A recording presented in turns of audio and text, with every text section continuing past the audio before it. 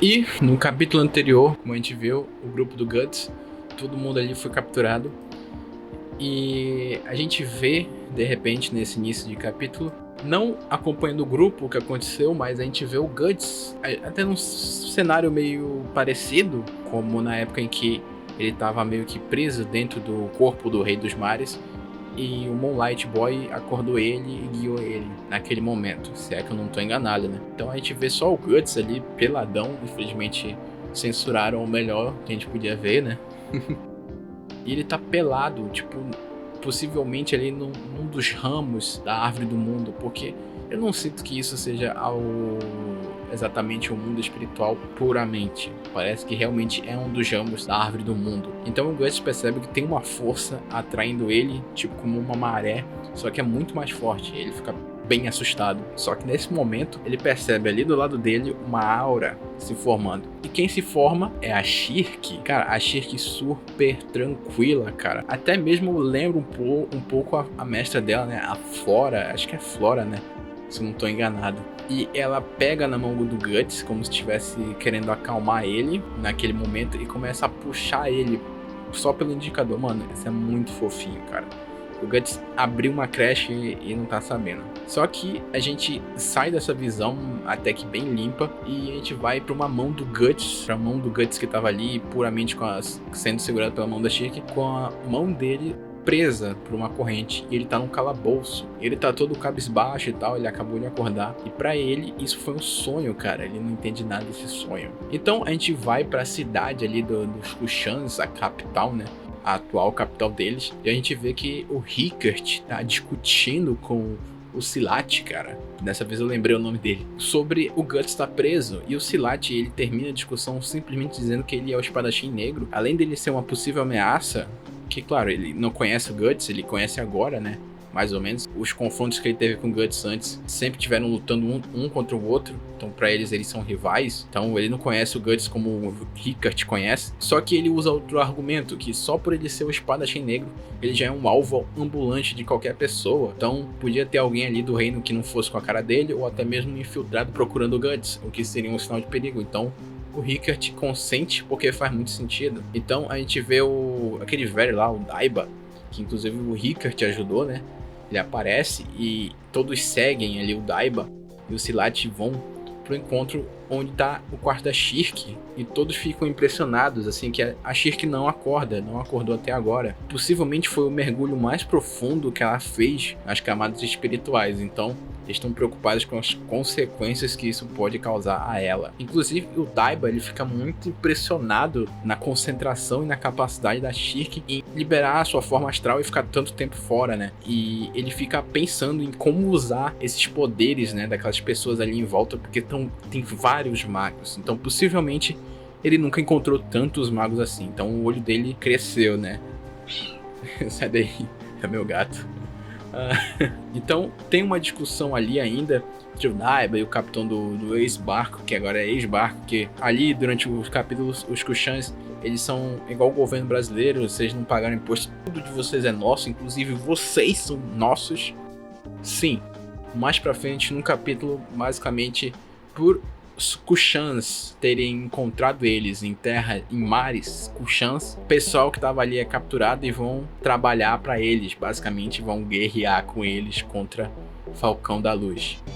O Daiba, até é o próprio Daiba que anuncia isso, que eles basicamente vão trabalhar com eles agora, que não tem opção. Então ele cresce o olho logo para essa belíssima beldade aqui. E ele já quer os magos. Por que ele quer os magos, hein? Eu te dou 2 bons motivos. Se você descobrir. E cara, gordo é foda, mano. Gordo todo momento tá comendo, cara.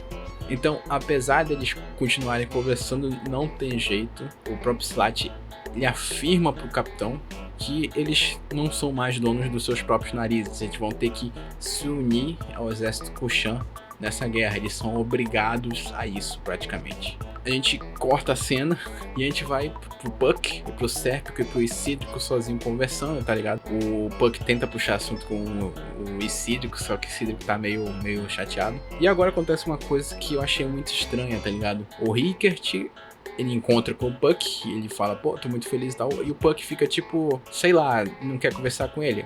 Enquanto o Rickert tenta entender o que aconteceu com a Casca, por que o Guts tá todo emo, tá ligado? E o Puck não fala nada, tá ligado? Tipo, isso foi um negócio muito estranho do Puck, porque por que o Puck não iria falar nada? Inclusive, ele tá muito estranho desde o capítulo passado, se é que vocês entenderam, né? Esse cara ainda é a razão de todo o mal de Berserk. Só que o Rickert, ele entende que talvez o Griffith esteja por trás disso tudo, desses últimos acontecimentos.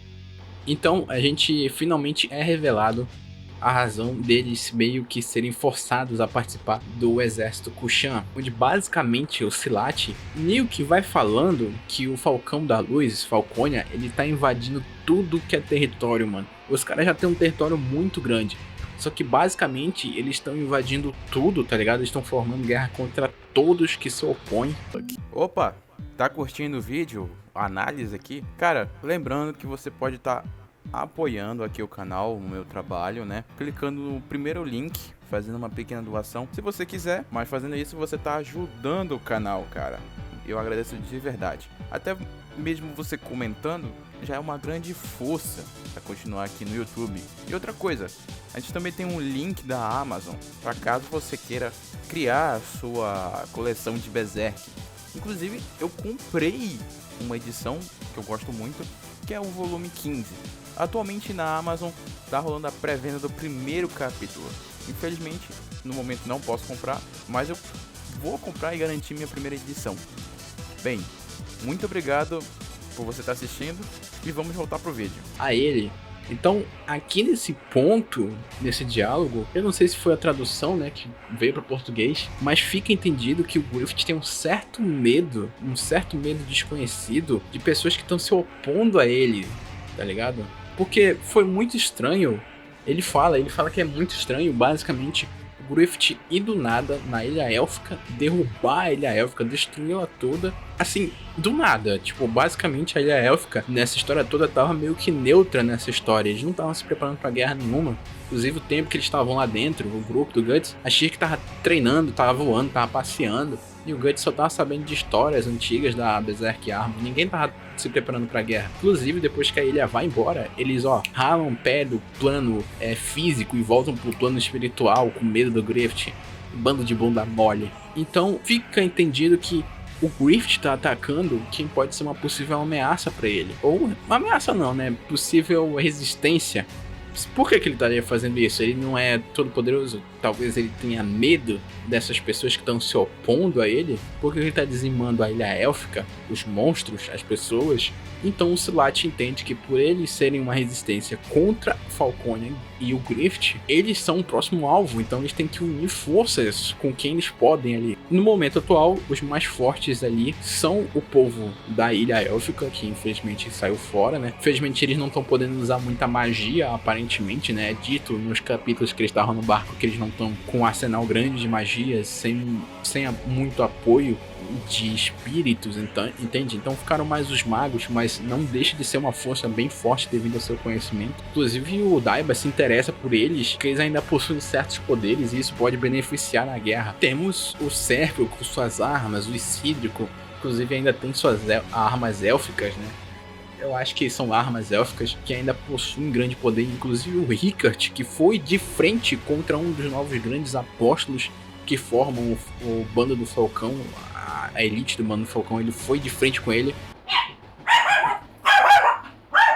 Voltando para a linha de pensamento, só para encerrar mesmo o vídeo. Então, aparentemente o Griffith não quer nenhum tipo de ameaça, mesmo que seja mínima, contra Falconia. E bem, eu acho isso até meio estranho, né? Essa grande ameaça, caçada que ele tá fazendo contra todos, mesmo aqueles que não estão querendo fazer nada, tipo, estão sendo neutros. Aparentemente, eu lembro que nos capítulos anteriores, lá atrás, ele teve um pequeno sentimento pela Casca quando ela estava em ameaça.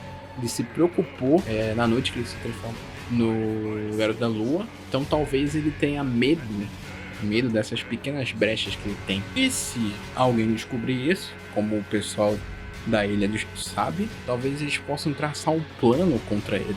Quem sabe seja por isso que ele esteja realmente eliminando qualquer tipo de ameaça. Bem, por hoje é só. Agradeço muito quem assistiu o vídeo e até a próxima.